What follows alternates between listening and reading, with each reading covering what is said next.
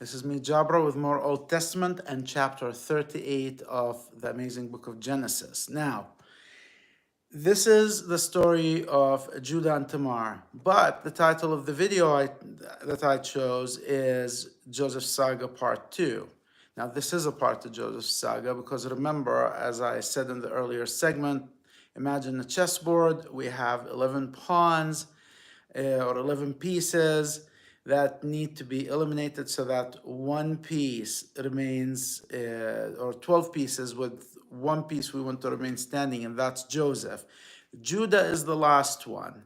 And if you recall in the earlier segment, I talked about how Judah is the one who engineered the selling of Joseph to Egypt, and he determined the price, or he asked for the price of 20 pieces of silver, 5 shekels, the price of the firstborn. He literally acknowledged Joseph's superiority in the family amongst the siblings.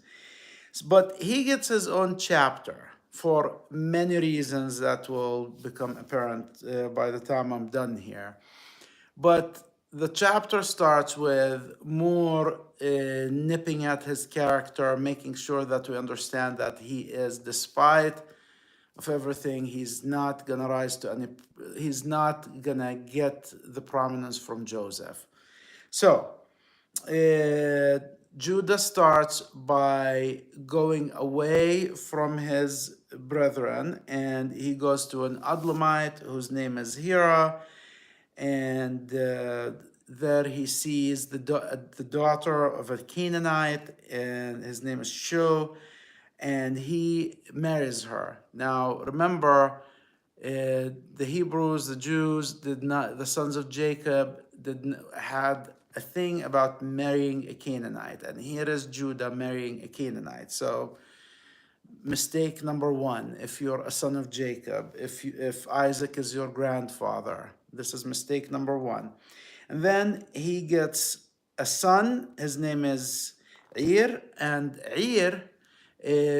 Actually, it's a very interesting root, but the name means naked or stripped or someone who will not have children. And that particular meaning is in Hebrew, but it's also that root in Arabic, that sound I'm making, the ayn and the ra, are also the same root for shame. And so he is Judah's oldest son. And the second son, his name is Anan. It means trouble or troublesome, or someone who will give you hardship. Someone who doesn't obey. He doesn't listen to what you ask him to do. And then Judah gets another son whose name is Sheila, and the scriptures mention a detail that Judah was in this place called Kazib when she gave birth to him, which gives you the sense that Judah probably wasn't hanging out with his Canaanite in-laws a lot, and he wasn't with his Canaanite family a lot. And then, years pass apparently. So in verse 6, right after this birth account, we have Judah finding a wife for his oldest son, Ir, and her name is Tamar. Now, this name Tamar, and I wrote a note about it on Jabra's Gospel Thoughts on Facebook, it means, in Arabic, it means dates. In Hebrew, it means palm tree. Now, palm tree is all about patience and all about waiting, and because the palm trees wait for water, wait for rain.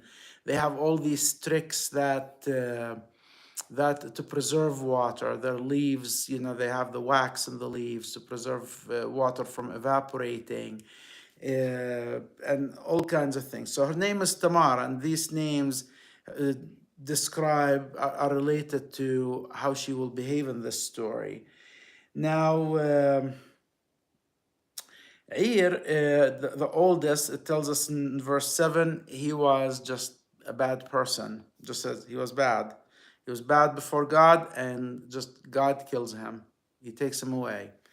And then Judah tells Anan, his other son, the troubled one, He says, go into your brother's wife and build a posterity, build seed, raise seed for your brother. Now that's called a Laverite marriage. That root laver, I believe, is from Latin. It means brother-in-law. Uh, and so Anan probably, because Tamar is a Canaanite, he just hates the idea, but probably they don't like Tamar for some reason. So he goes in, sort of obeys his dad, but finds a way. He's intimate with Tamar, but he manages to, you know, be intimate without getting her pregnant. So far he's breaking this agreement, this obligation, and he's doing something that he shouldn't do. So God just takes him out. And this is Judah's story now. So this is setting up Judah and his family as bad people making the wrong decisions. The Lord is taking them out. And this is also the Lord's, in a way, punishment. At least the writer of Genesis is setting it up to appear right after the story of Joseph, and it shows you how Joseph was avenged, from Judah, while Joseph didn't know these things.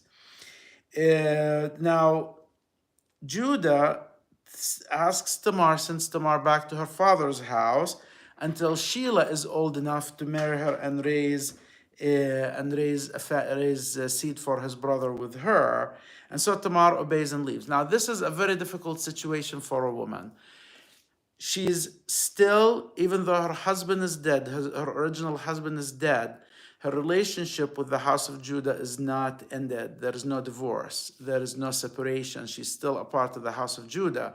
So she can't be with another man. She can't get married. In that culture, divorced women were a big no-no. People wouldn't marry them. They are very disadvantaged in that regard. And so she goes, and she's bound to the house of Judah until Sheila is old enough to marry her and raise seed. And I assume she was young enough, so probably not much older than Sheila, but we don't know this. So then more tragedy in the house of Judah. Judah's wife dies, and he was very sad about her. Now this is many years have passed. Sheila is still growing up, and so they tell Tamar that Judah is going with his Adlamite friend to Timnat, to a town called Timnat, to shear the sheep. And so she takes off her mourning clothes, which we assume she's been wearing for many years, and she wears a veil. She covers her face, and she sits in this place called Onim. Now, Onim is an interesting word. Onim means eyes, and it means springs of water. It means both in Arabic and Hebrew. It means ayn, aynim, onim, eyes. Now, that is relevant because, like all scriptural names that show up, there is this mnemonic built into the stories, and there is this rhythm that to help you remember the details of the story. And Anim is a real place, by the way, to this day. Now, she wears a veil and she covers herself, and probably only her Anim, only her eyes are showing up. She doesn't want him to see her. And Judah sees her and thinks she is basically a harlot, a sex worker, and that's wearing a full veil was one of the trademarks. People didn't want their identity known if that was sort of a job they did, and they didn't want anyone to know about it.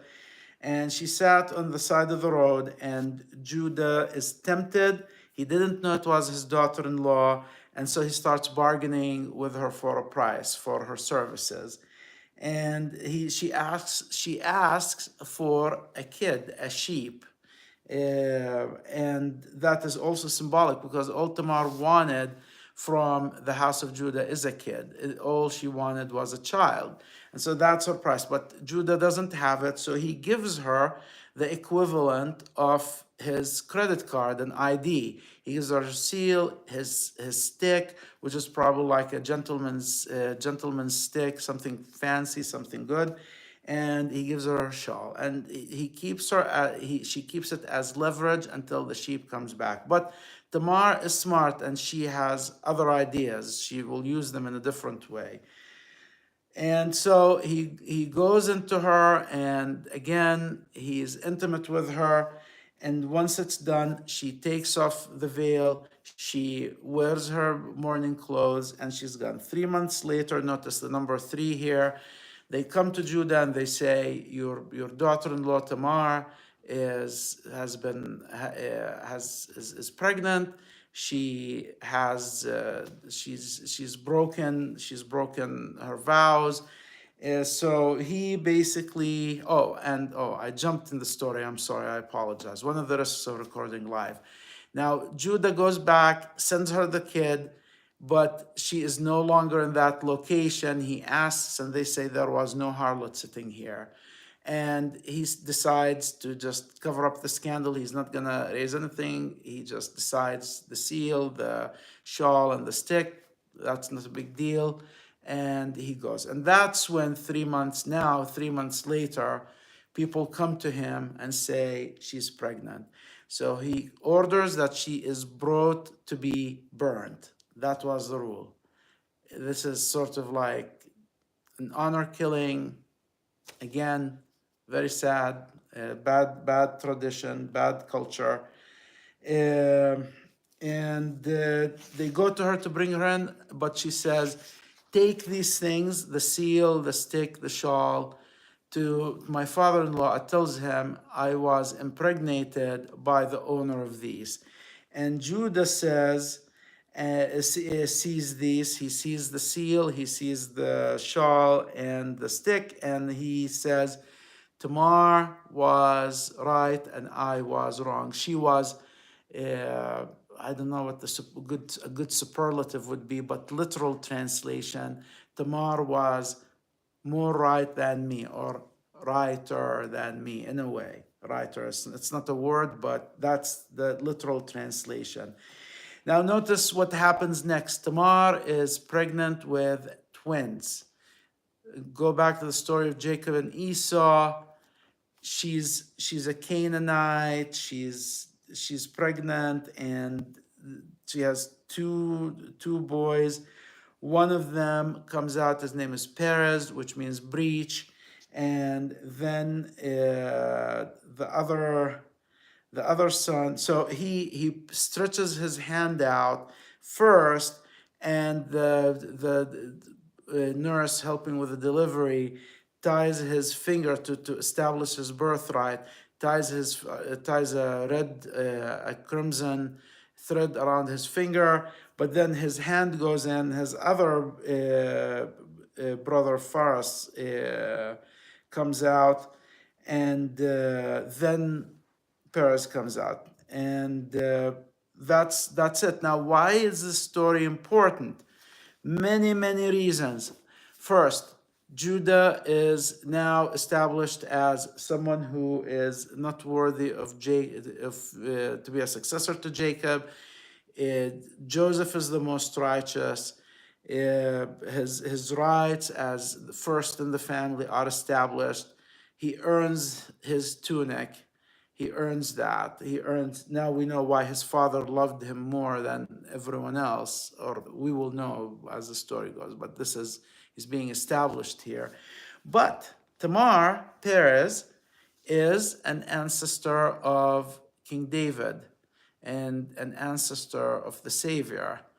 The authors of the Old Testament, of course, the Jews do not acknowledge the Savior, but we know that this was all a part of the plan. Now, we have Tamar, we have Ruth, then we have Rahab, and we have all of these women in the Savior's line. That's why their stories are important. But also when Judah gets blessed by Jacob, when he receives his blessing from Jacob, he is promised that the leadership in Israel will be in his house, and they come through Tamar. So that's why this story is also in the narrative. And it is also a story, again, in the Old Testament that shows how the Lord is always with the oppressed. Now, my wife and I had a funny discussion tonight. I was telling her the story, and I said, she was sort of interrupting because parts of the story are upsetting to a modern reader. And I said, stop, do not interrupt me, do not judge them. She said, no, I will judge them. But the stories are there to make points that I've already made.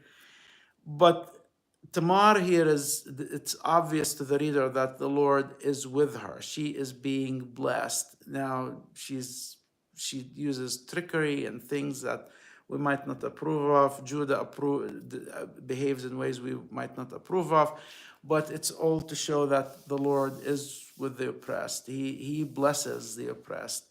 And that's one lesson we learn here. The Old Testament is amazing. The book of Genesis is magnificent. Keep reading it. And that's the segment for tonight. Thanks for watching.